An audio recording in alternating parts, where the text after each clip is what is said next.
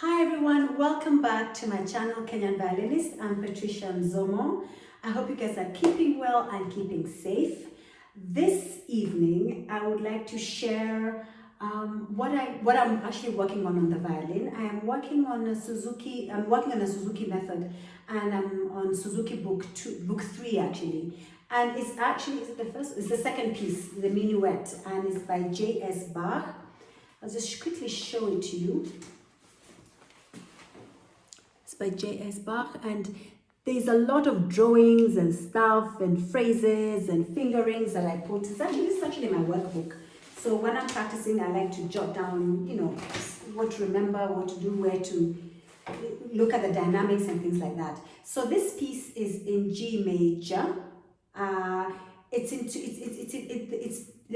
are two movements. The first movement is in G major and the second movement is in B flat major. And I've got to get this done before my class, which is on before class on Monday next week. And I need to play the full movements and present it for my teacher by Monday next week. And I haven't quite looked at it for a while. I kept thinking Monday was very far away, but it is not very far. So I want to get started. So I'm just going to share with you I'll actually just try and play it for you. I'll start with the second movement. The second movement, like I said, is in B flat major. And usually what I do, I like to start, how I practice is, I usually divide my practice, I divide the music into sections. And then very early on in the practice, I immediately go into the most difficult and technical parts of the piece.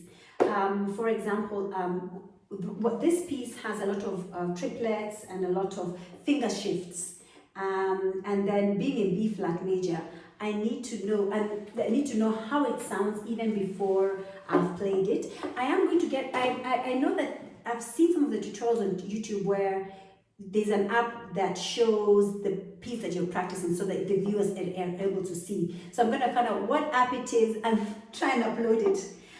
So that all future videos you're able to see what I'm actually practicing. So this is in B flat major, and I immediately have to think, if it's in B flat major, the first note is a B flat, which is a down bow, and so I do have a metronome here. And that's the thing. Sometimes this is the metronome that I use. It is a Korg, is how you pronounce it, K-O-R-G. It's so specific, it gives you the right tuning. So now the B flat,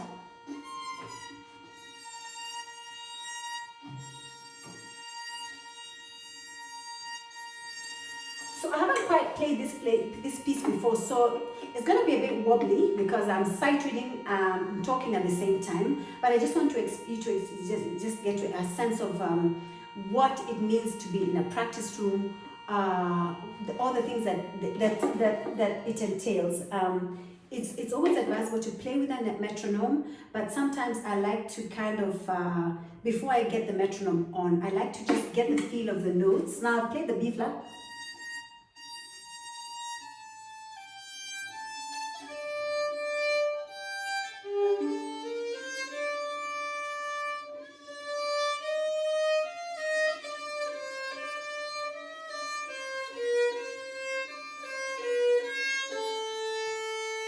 Repeat.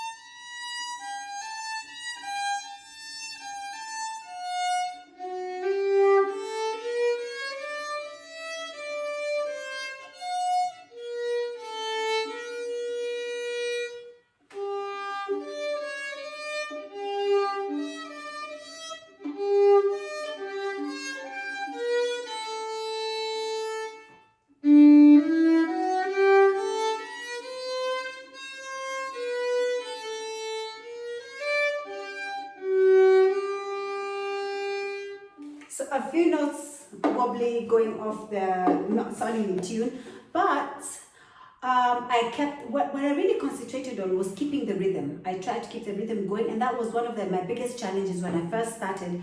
When I first started sight reading, was keeping the rhythm, because I would which is what usually happens. You start and then you stop. You start wondering what note it is. So one of the things I've learned in my journey is once you start sight reading a piece, and especially if you're counting, you shouldn't stop. You just move on to the next note, and it is challenging if you didn't do it early on as a child. I mean, even for children, it's really challenging, but you can imagine trying to learn that at this age. So I've just managed to sight read that piece. That's the second movement. The first movement is in G major. I could play that for you so you can hear what it sounds like.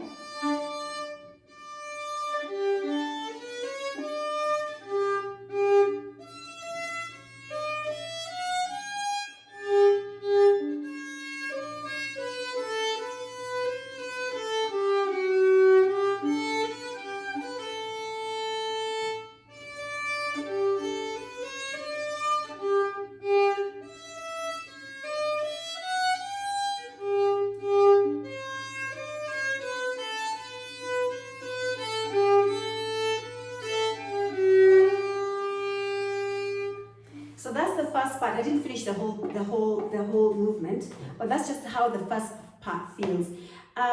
Sorry about the tuning. It's not that great, and it's only because I'm looking at the piece. I think the second time. The first time I looked at it was, I think, on Monday when we went through it with the teacher. So what I'm going to do is section the. It's in 2 pages, and I can just show you what it looks like.